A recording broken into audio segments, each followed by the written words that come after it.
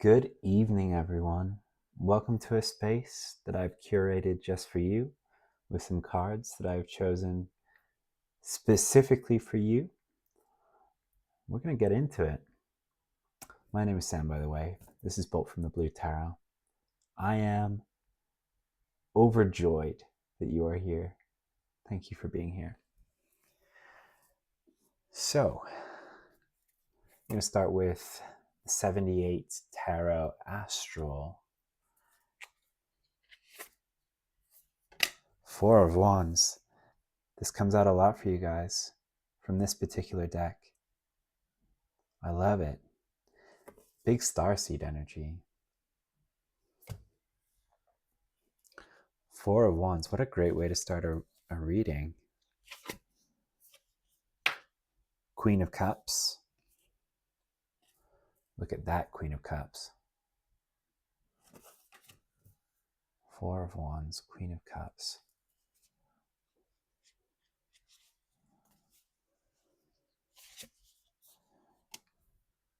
Seven of Cups. This is very similar to the Rider-Waite.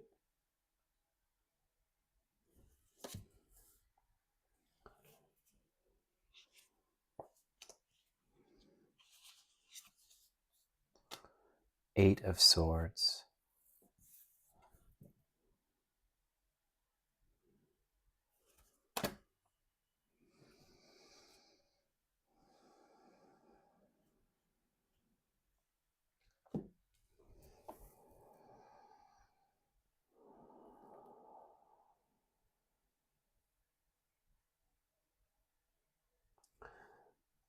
So you're coming home. It feels like to yourself.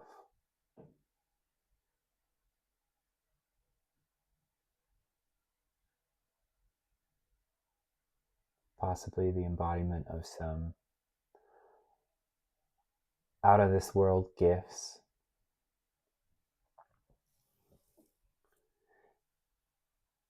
That's what happens, right? On a spiritual healing journey. We let go of more and more that isn't us. We become more and more of ourselves. And that being is deeply magical. So you're becoming this Queen of Cups, this many-armed goddess. I feel like this is another psychic message, you guys. Just from this energy emanating from her. Like, you can tell she doesn't need any of these arms to be deeply tapped in.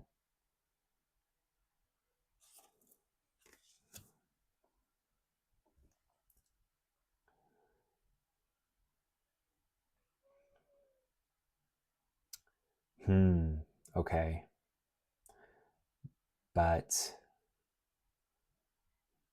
when you first start to open up these psychic gifts,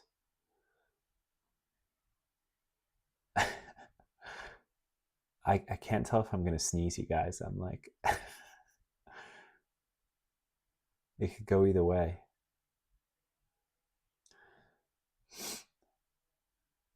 There's a message here for someone. It could go either way. So, okay. Yeah, I was feeling this possible sneeze come on as I was looking at this Seven of Cups. And when you open up your psychic gifts, there's this, like, it's a new floodgate, right? And I don't say that to be to cause any kind of alarm. So observe your nervous system right now, and if you aren't relaxed, sink into some relaxation. This is nothing to worry about. It's just that there is a world of, alien things, right? Like, nothing in our daily life prepares us for psychic experiences. The metaphysical, the paranormal, if you like, what we can perceive with our third eye, it's not really something that the other two eyes have prepared us for. And what is happening here is like, you can interpret this.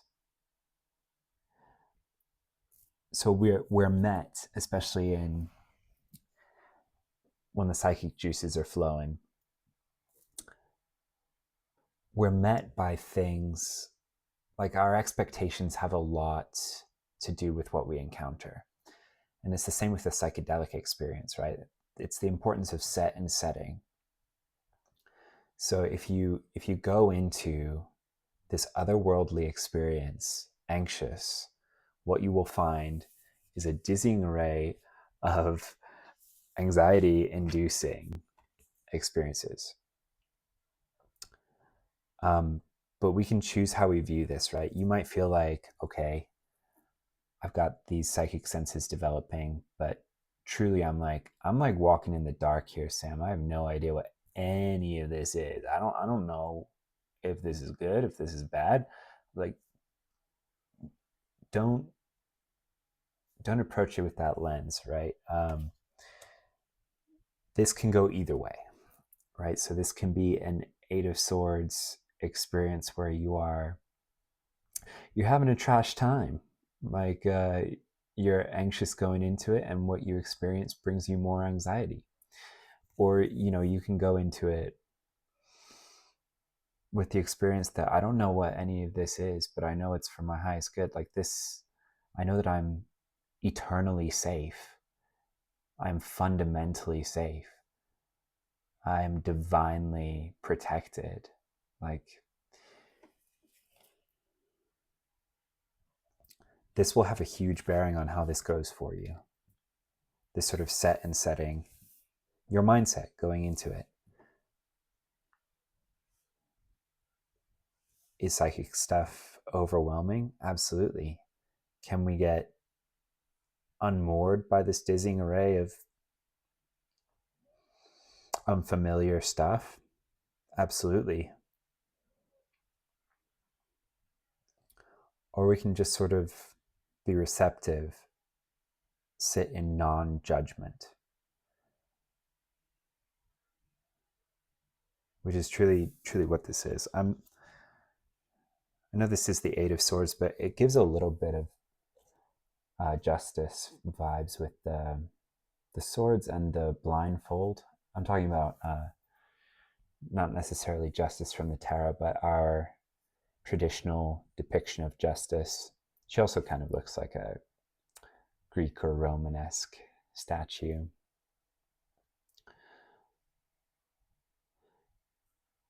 So there's this idea that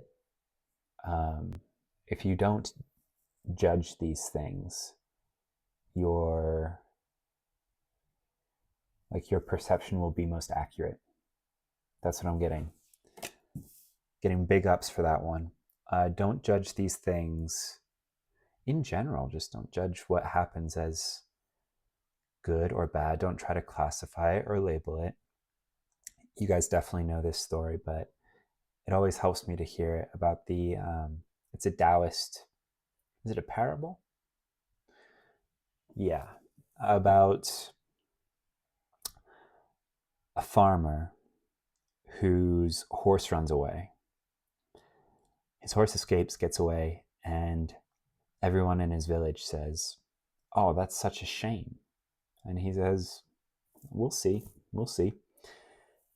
And the horse comes back the next day, and it brings with it a bunch of wild horses. So, horses are extremely valuable. So all of a sudden, it's like this escaped horse brought him treasure, and or that's what it looks like to his neighbors. And they say, "Wow, that's amazing. That's incredible. What luck." And he says, we'll see. And the next day, his son breaks his leg trying to break in one of the wild horses. And everyone in the village, they haven't learned. They're like, oh, that's terrible. That's the worst thing, because if like the farmer relies on the sun to help work the field, it's like, and a leg takes a long time to heal, especially back in the old days. Um, he's like, yeah, we'll see. We'll see. And then the next day, soldiers come to the village and they collect all of the able-bodied young men because there's a war and they need soldiers.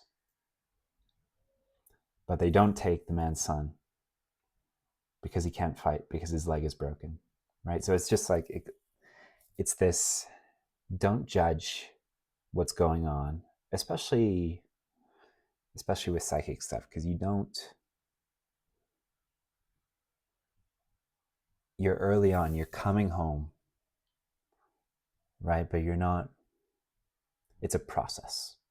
It's a process of coming home. It's like you're being beamed up, in this tractor beam. And you can decide whether what is beaming you up is good or bad, or you can just say, we'll see. We'll see, right? The best protection, if you're worried, if you're like, Sam, that's all well and good, but this feels really weird, the best protection is knowing that you are protected. Knowing it in your bones. It's the doubt that allows things to be able to creep in. Because it's like a permission slip.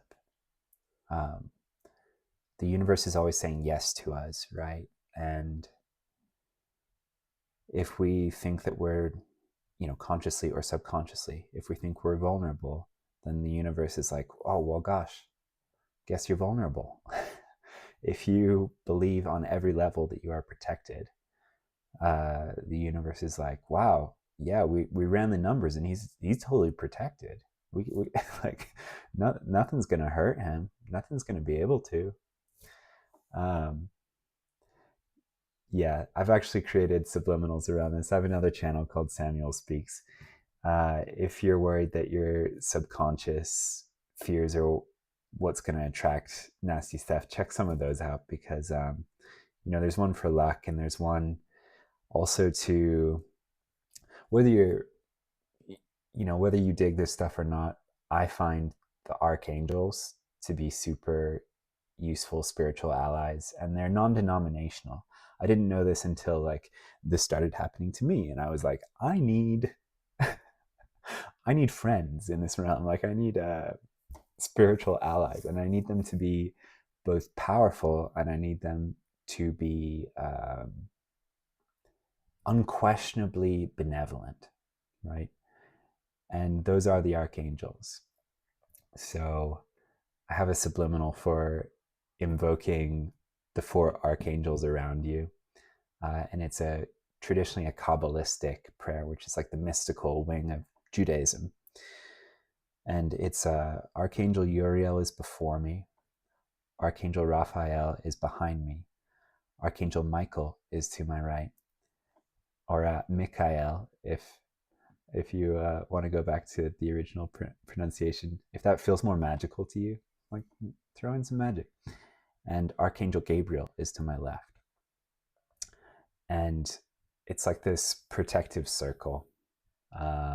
In a lot of spiritual practices, there's like a north, south, east, west, and you set up spiritual protection towards the directions, right? It like orients you and centers you within the universe, and also reassures you subconsciously that you are protected on all sides, right?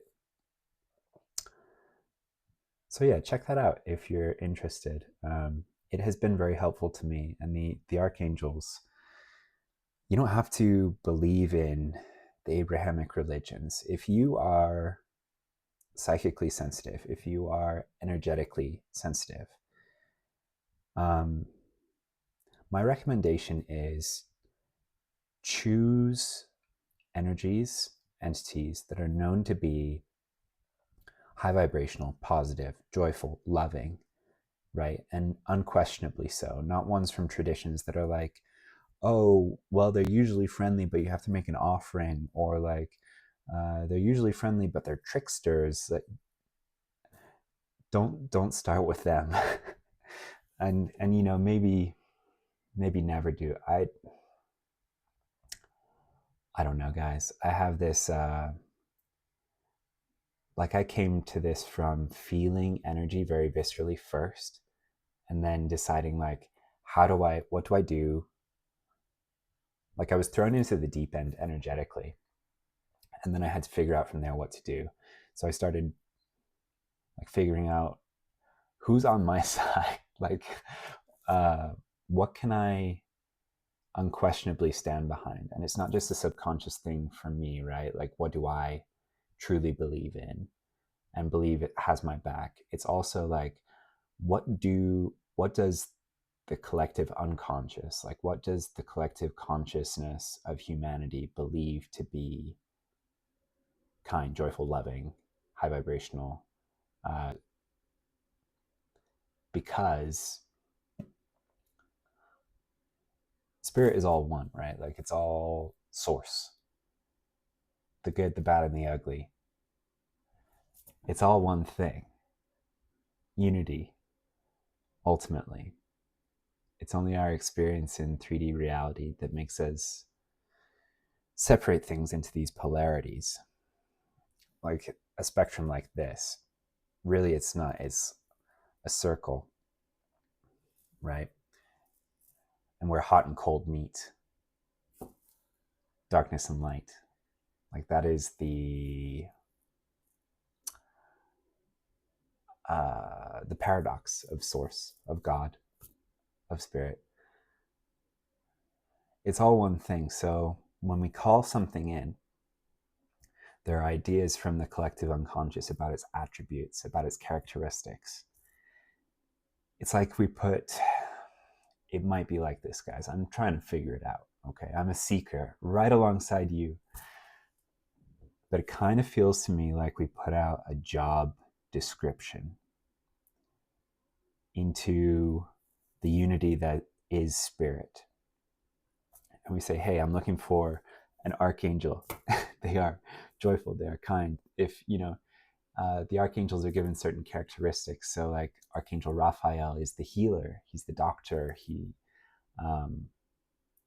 So what will show up is this incredibly powerful, incredibly benevolent energy that is incredibly skilled at healing, right? But if you ask for something that has historically been given different attributes, you have less control over which attributes show up.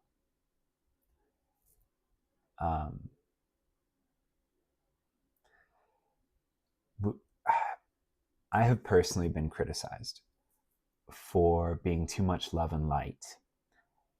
And the reason I choose as my spiritual allies entities and energies that are love and light is because I have felt the energy from the ones that are not. And it's not my cup of tea. It's a little bit, you know, anxiety inducing. So at least at the beginning, and I'm still at the beginning with you guys. Does it ever end? No, but I'm still very much at the beginning. At the beginning, choose love and light, because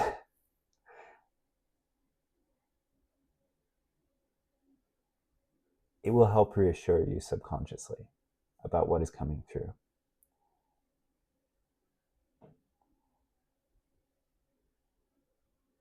From a quantum realm of complete possibility, from which you could call in anything, okay? I hope that was more reassuring than it was spooky. Yeah, okay. At the risk of this being another like hour-long video, whatever, say what comes through. Okay, guys, I'm gonna read from the Hollow Woods. This is actually a storytelling card game. It is not technically a tarot deck, but it is technically a tool of divination, because that's how we're using it.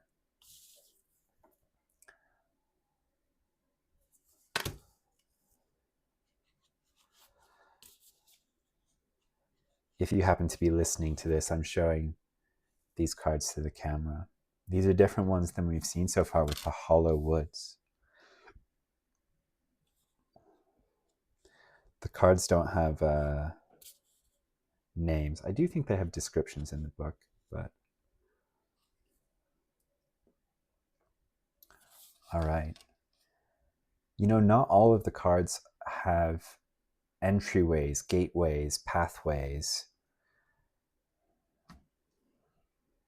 something that's being moved through, but this does. This reading does.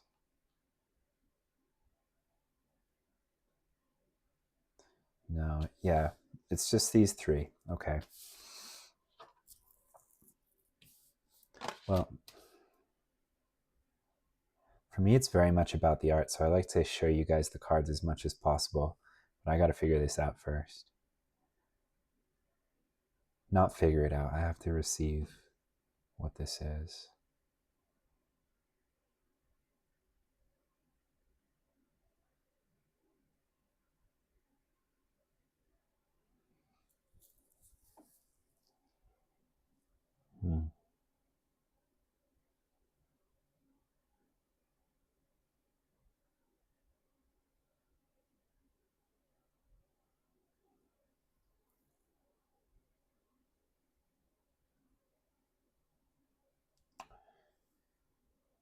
Okay, so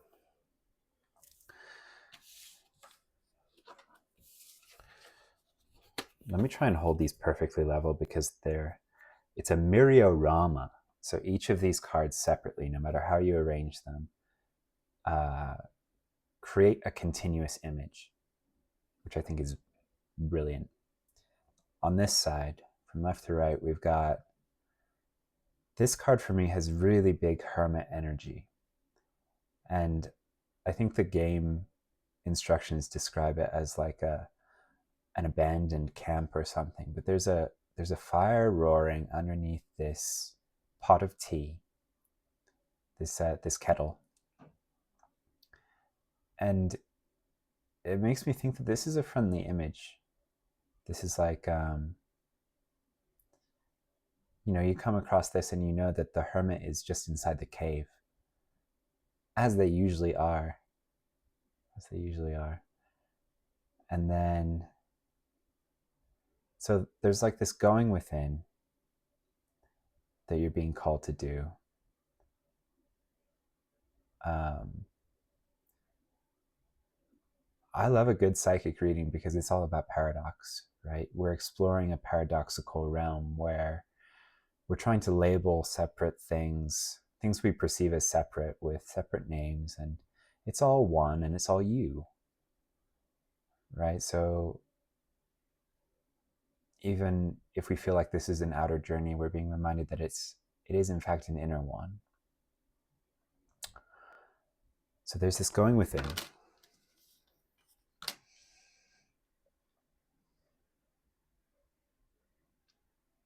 And we think of the cave as like a cold, wet, inhospitable place. But you know, this fire is roaring, this kettle is going. It's probably pretty comfortable in there.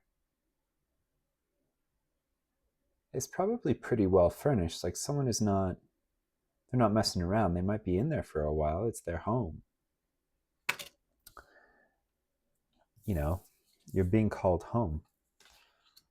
And it might seem unknown and scary, but it's actually, you know, it's like, this is where you come from. You've been here for lifetimes. You just think in this one that all this is normal, or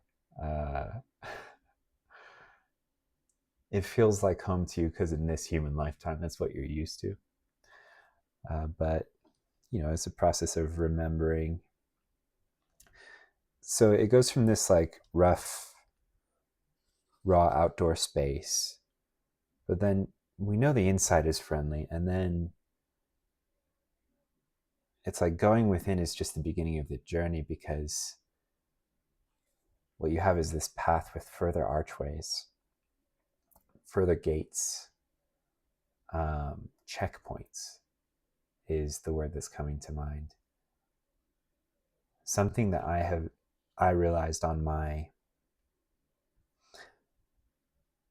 spiritual journey, my journey of awakening, which is as much a psychic journey as anything else. There are various checkpoints, and it is kind of like you're walking through these various gardens with these hedge archways between them.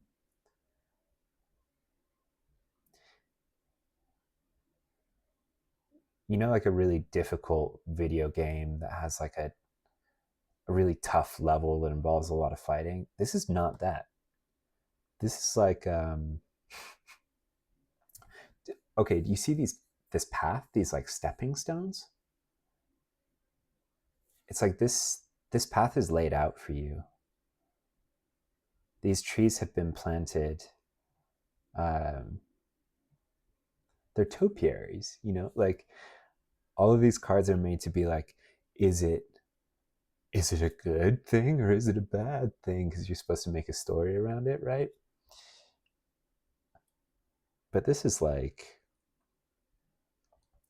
okay, it might look scary because it's painted in black and white. The lighting might not be good. It might be a little dark. But that doesn't mean it's not completely safe and actually quite civilized.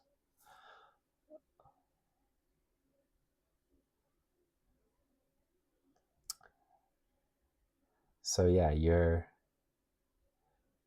moving on through, and maybe you see like these vines with the thorns, but you don't focus on that because this is a well-cultivated space. I am completely safe. I am being guided. There is a beautiful pathway laid out for me. And the path diverges once it gets through this next archway.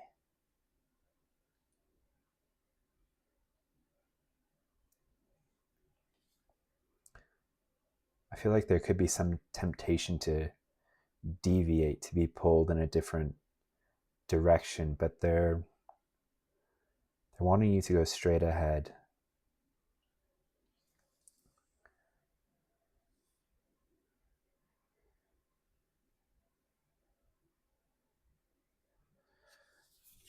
And then with this card, the question is like, who's that knight? What's his motivation? Right? And what's in the castle? So for you, I think it's like you get through this next checkpoint, and on the other side, once you've gone within and gone on a little bit of a journey, it's like, look, to get here was actually warm and cozy, even though you thought it might be intimidating. The start of the journey, easy peasy, it's all laid out. Stepping stones are ready whenever you want to step forward. And then you're like, oh, but if I move through this checkpoint, I do this thing, I don't know what happens after that. And there's a guardian. There's a guardian waiting for you, right? And in the spiritual world, castles are great. Castles are destiny.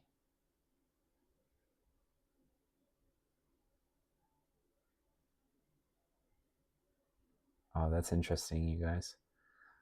I thought all of these were vines at the top here, but if you look closely, some of this might be like lightning, either striking the castle or in the background of the castle. And it reminds me very much of the current art for the thumbnail of this channel, which is a bolt of lightning striking a castle's tower out of the blue.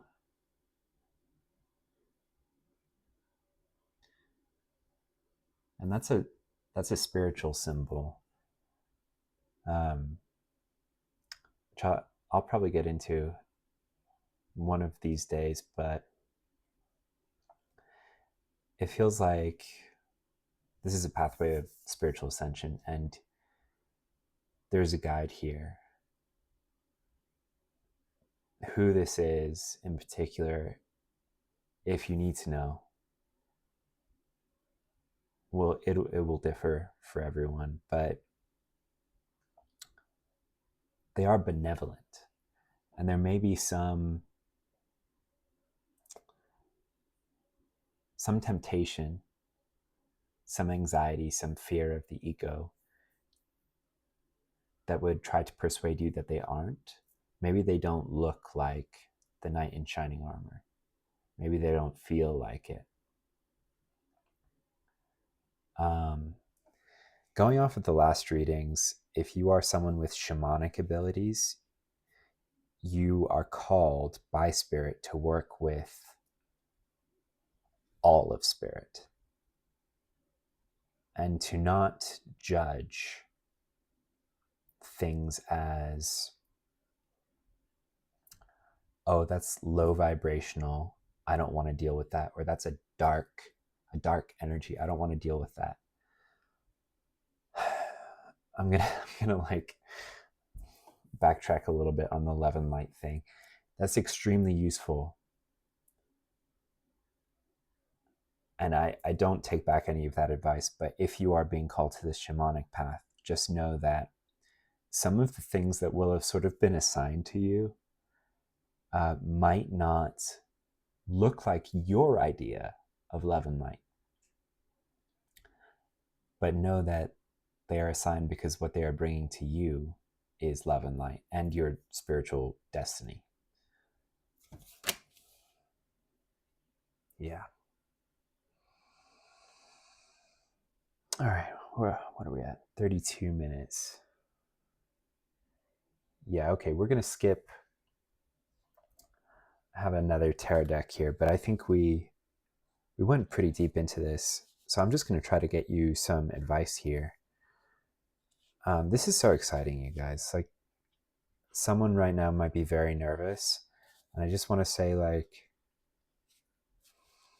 it's okay. It is okay.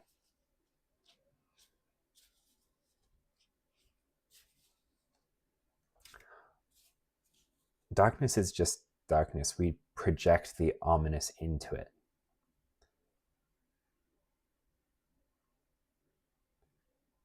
An example of this that I've brought up before is like after you watch a scary movie and you're moving around your own apartment, your own home in the dark, and you're all of a sudden like skittish, or even up to all the way up to terrified of the space that you live in. And it's just because it's dark and you're projecting things into the dark, possibly based on recent experience, based on past experience, or just based on like your nervous system being activated from watching that thing just now. So remember, the set and setting that you come to your psychic and spiritual experiences with is very important. We don't just, by selecting an entity or an energy we want to work with, we don't just put up a job description that way. We're also doing something with our frequency, with our emotions, where we're like, okay, I'm going to do psychic stuff, but I'm really scared of it. And what we get is like, we send out this energy, and it's kind of the same as the job posting, right? Like what we get back matches our expectations, it matches our emotions, our frequency. If we go into it with fear, we'll experience more fear. If we go into it with love and in a relaxed state where our nervous systems aren't activated, That's going to make a really big difference, you guys. Really big difference. Okay. Giving advice before the advice cards. Here we go. Lucy hiding at the back of the cupboard. This keeps coming out. You are the most magical amongst your siblings. You might be just the most in touch with spirit out of anyone you know. Or you might just not have anyone around you to talk about this stuff with. I certainly didn't. I certainly didn't. But especially if you're called to a shamanic path, on that path, spirit chooses you and starts waking you up. And what they think is subtle can come through as very abrupt, scary, and uncomfortable from the perspective of a human who doesn't know what the hell is happening. And I'm laughing, but I was scared shitless, you guys. What happened to me was really, really scary. So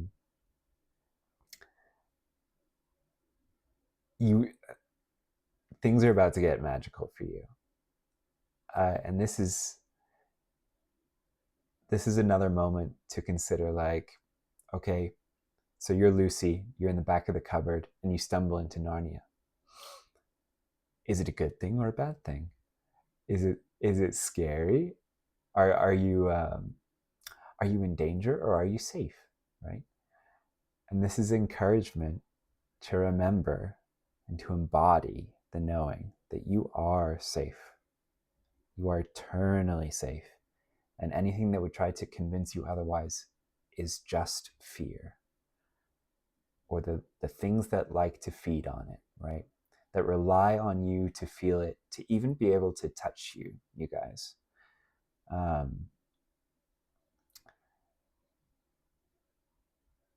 If you're being awakened in this fashion, then you are chosen by spirit. Know that. And you are protected so long as you stay on the path that they have laid out for you. But this is not just like ABC steps. It's also energetic. So if you start to experience fear, if you allow yourself to stay in that energy, you're no longer on the path. And you can call in help from spirit, but otherwise they're like, they can't do anything for you, right? Because it's internal. And the universe is matching what you're feeling. So you have to regulate the internal before you can experience the perfect peace and safety that they have so neatly arranged for you. So yeah, a lot of the things you are about to experience or are experiencing will not be, you can't experience them, you can't explain them to other people for the most part. Unless they've been through something similar, guys, they will have no idea. Like, they will go straight into fear and anxiety, and they might think that you're mentally unwell, right? So there's a caution here. Trust your bodily intuition. Trust your felt sense that you are safe. That the universe in truth is perfect peace, and it's delusion to view it in any other way. Sit in that knowing, and nothing can touch you. Enjoy the lucid engagement with the universe that you are about to experience, right? If we go to a foreign country, we can choose to be intimidated and overwhelmed, especially if we don't speak the language, or we don't speak the language well, right? Maybe we only know a few phrases. What we can choose to do is say, this is really scary. My vacation is going to be difficult. And how am I going to eat if I can't even order food? Or we can say like, I'm going to a unique new country. I'm going to learn as I go. I am protected everywhere I go. This vacation is going to be spectacular, and I'm going to learn so much in this new and exotic land. The fact that this is completely different than anything I've ever experienced is a gift. It is a beautiful experience, and I choose to cherish it, right? Like when you choose all of this, that's what the universe gives you, because they're always saying yes, right? This experience is all about your mindset going into it. And when you go off of the path of that mindset, redirecting it back, right? And gently, not forcefully, not aggressively. It's just about saying like, oh yeah, I forgot for a little bit, but I am completely safe. Always have been and always will be. You are an eternal soul incarnated into a body. Like you are a god. Okay? Remember that. The things that can siphon your energy, the things that can affect you adversely, can only do so through a kind of energetic permission slip or invitation from you to be able to do so. Otherwise, you're a god. They can't touch you. Okay? You're under the protection of the divine. Just stay on the path that they've laid out for you, and you will always be protected. Okay, anything else? That card is like, this is a very particular interpretation of that card for this reading, but I was getting yeses for saying what I said, so.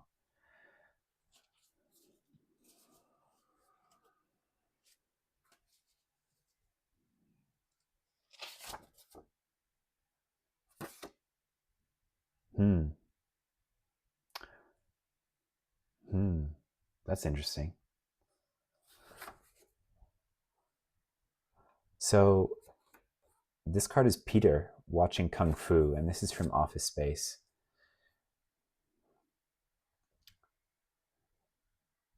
Typically this card is, I made this for myself because sometimes I just, like I get very driven in this spiritual journey. And I think there's a reminder here that part of that is 3D programming, right? It's like, it's us thinking that there's a finite amount of time and I have to reach, this checkpoint at a certain time. And it's, and like, God is weighing my soul. And that's not it at all. You guys, that's not it at all. Spirit is gentle. Spirit is patient, right? And in being that way, they're showing us the way. If you try to force this, if you try to go at it like a homework assignment, if you try to make it rigorous or disciplined in a rigid way, rather than in a gentle self-mastery way, it will become so much more difficult. God, I wish I had this advice. I'm just realizing that this is potentially really valuable. It's making me emotional. I'm just so happy to be able to get back. This is exactly what I needed. This is a gift. I'm so grateful to be doing this with you guys.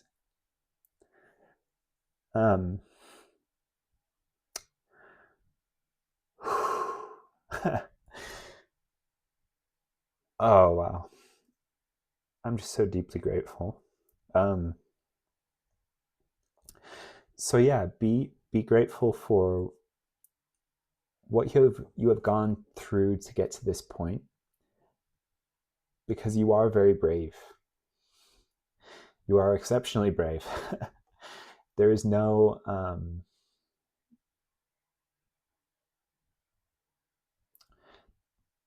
path laid out by our society, no visible path for this. The closest thing lies on the fringes of major religions and forms of spirituality and mysticism.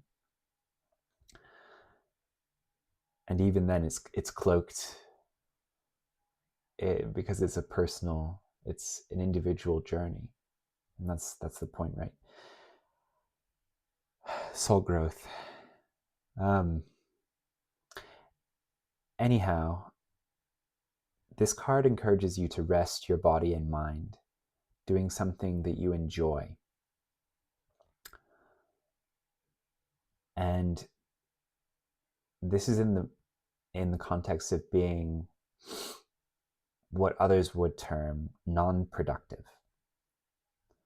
So something that just looks like fun, luxuriating, relaxing, or that others might class as indulgent, not in like a decadent, like Marie Antoinette kind of way, but in like a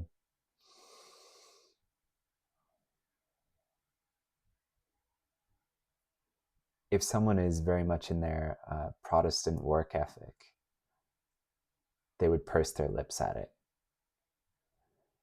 But you don't have to worry about them, because the Protestant work ethic is what's going to keep them from ever experiencing God, you guys. Oh, the irony. So yeah, this is a brain off permission slip for you to use with discernment. So it may be that this whole thing has stressed you out. And I'm not saying that that's not understandable. In fact, I am saying that it is understandable. What could have prepared you for this? Right? And just take a moment to appreciate that. How well you are doing in the unknown. Or if you are considering stepping into the unknown, how brave that will be. How courageous you are.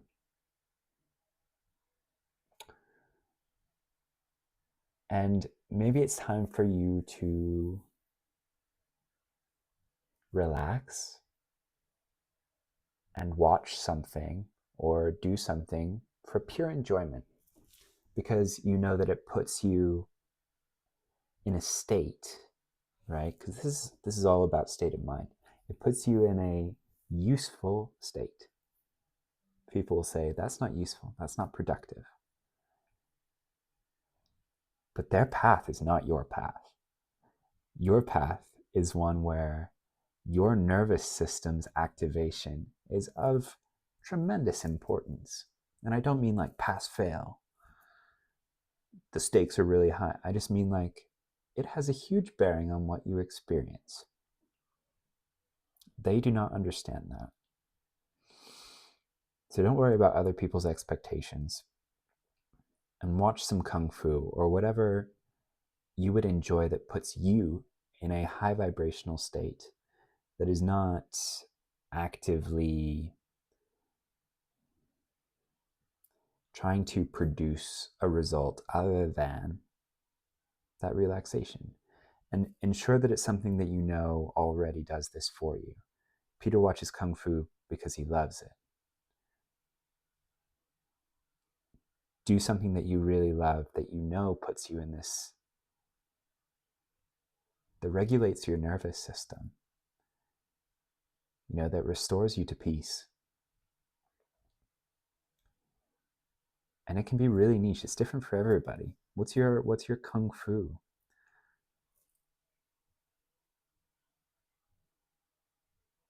Yeah.